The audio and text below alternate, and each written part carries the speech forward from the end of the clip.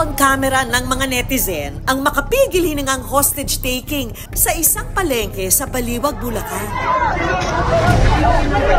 Kung saan makikita ang isang lalaki na may hawak na patalim at nakatutok sa kanyang biktima.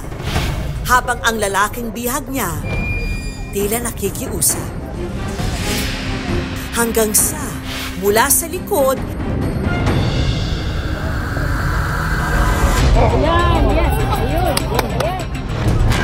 isang pulis ang dali-daling sumunggab sa suspect para kunin ang patalim. Sino nga ba ang police superhero na nakunan sa video?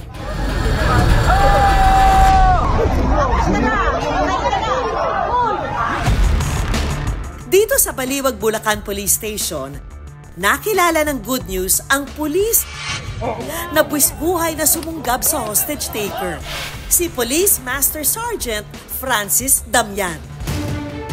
Taong 2018 pa raw nang una siyang madestino sa lugar. Kaya noong August 13, 2025, ordinaryong araw lamang daw yon para kay Francis. Wala raw siyang kamalay-malay na sa gabing iyon, mapapasabak siya sa isang malaking misyon. Isang lalaki na tila wala raw sa wisyo ang biglang nag-amok sa palengke. Dalawang biktima sa paligid ang nauna niyang saksakin bago hablutin ang isang binatang pahinante na ginawa niyang hostage. Madaling araw nung August 13, tumawag po yung station sa amin habang nagpapatrolya ko kami na meron nga pong nananaksak sa public market. Nabutan nga ako namin, may hawak na siyang hostage. Nakatutok na ako yung kutsilyo dun sa bata. Dadaanin natin sa maayos na negosasyon. Sana wala akong masaktan. Unang beses din daw siyang napasabak sa ganitong hostage taking. At aminado si Francis na siya mismo nakaramdam din ng takot. Nasa isip ko po noon sana po wala akong mangyaring masama. Kung magagawa ko ng paraan, gagawin ko po. Ang nangyaring hostage taking, hindi tumagal ng 1 oras.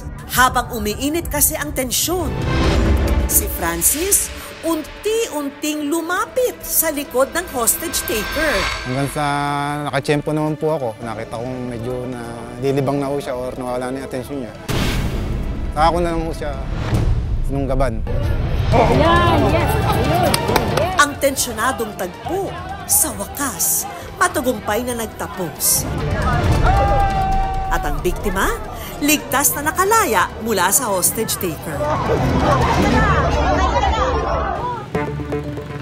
Samantala, sa Candaba, Pampanga, natunto ng good news ang isa pang naging biktima. Pero para sa kanyang seguridad, itatago natin siya sa pangalang Mark, isang security guard.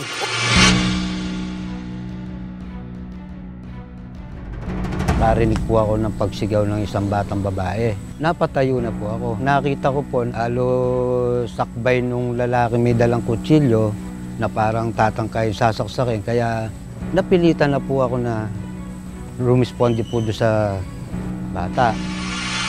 At tinamaan po ako dito sa may tagliran at sinundan ng pagtusok dito po sa may dibdib. Ang asawa ni Mark, labis daw ang takot. Akala ko nga patay kasi nakapikit siya. Ba't nakapikit? Sabi ko, siyempre nanginginig ako, hindi ko alam, hindi ko matanong, hindi ko maano. Pero nung sinabi nga nung pulis na okay naman. Ang asawa ni Francis na si Ben, isang non-uniformed personnel ng PNP. Nag-alala rin daw noong narinig ang hostage-taking crisis sa palengke. Bukod kasi sa kanya, may 2 pa silang anak na umaasa rin sa kanilang padre de pamilya. Hindi ko po talaga po alam na nandoon po siya. Unang kita ko po dun sa video po na takot po agad ako kasi nakita ko po, responde po yun eh. Proud po kami sa kanya sa ginawa po niya po na yun. Alam naman daw ni Francis ang dalang peligro ng kanyang trabaho.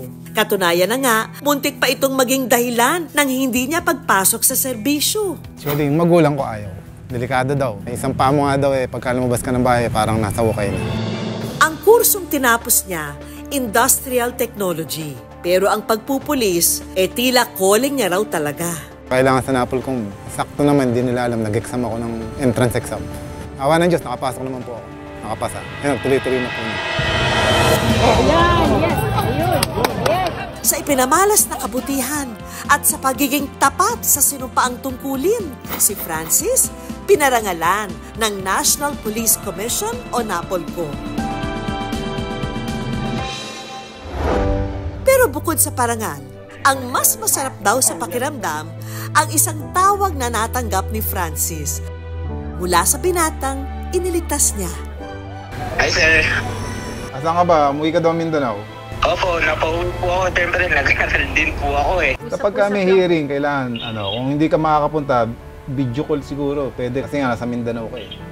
Layo. Pero kung kinakailangan, pagka ikaw uupo, kailangan nandun ka. Nagpapasalamat po ako kay Sir Francis po kasi siya po yung isa sa mga nagligtas po sa akin nung ako'y na-hostage.